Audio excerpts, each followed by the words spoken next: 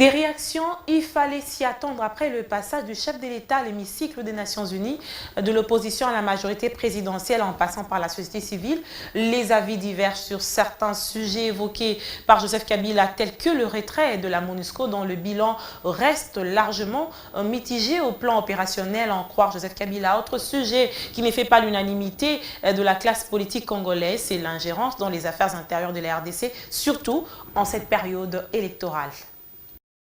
Nous ne sommes pas membres isolés de la communauté internationale. Il ne s'agit pas de l'ingérence, il s'agit de l'accompagnement. Donc, nous ne devons pas confondre l'accompagnement des autres membres de la communauté avec l'ingérence. En plus de tout cela, nous avons géré nous-mêmes, mais nous n'avons pas abouti aux élections. Donc, ce n'est pas du nouveau, c'est j'ai déjà entendu ce discours. Il est improductif, il ne peut pas nous amener à consolider nos relations avec la communauté internationale. Mais ce qui s'est passé à Beni témoigne à suffisance que l'État congolais n'est pas en mesure de sécuriser ses propres citoyens. Ça devait nous interpeller au lieu de parler plus de cela.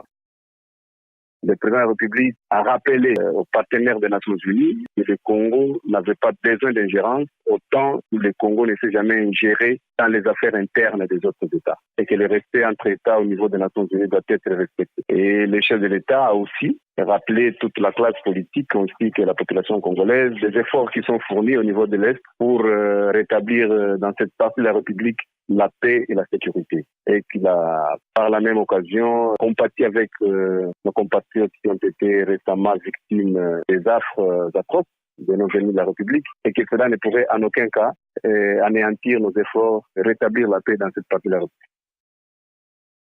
Tout simplement, on ne veut pas que le Congo brûle.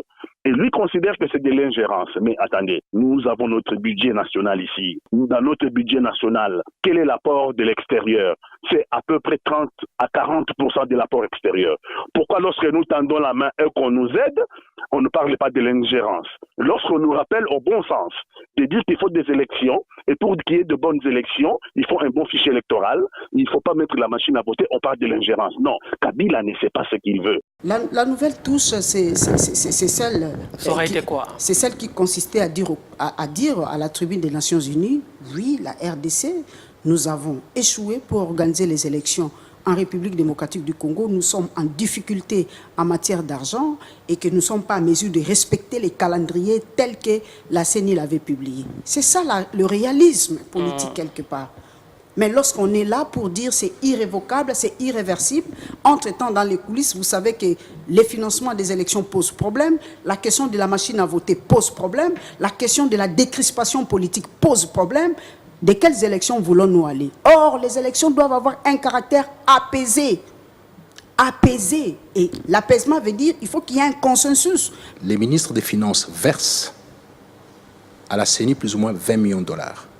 Il arrive effectivement qu'il y ait des aspérités par rapport aux choses, à la survenance des cas de force majeure, notamment quand vous êtes dans une province où il pleut, où il faut traverser des rivières et tout ça, que c'est bloqué, vous devez avoir des suppléments en termes d'argent. C'est-à-dire qu'il y a des fonds imprévus qu'il faut devoir ajouter. C'est là, à ce niveau-là qu'on se situe, sur les imprévus. Mais vous avez des députés à l'Assemblée nationale, vous avez des gens qui se trouvent actuellement à la CENI qui appartiennent à l'opposition. Posez la question.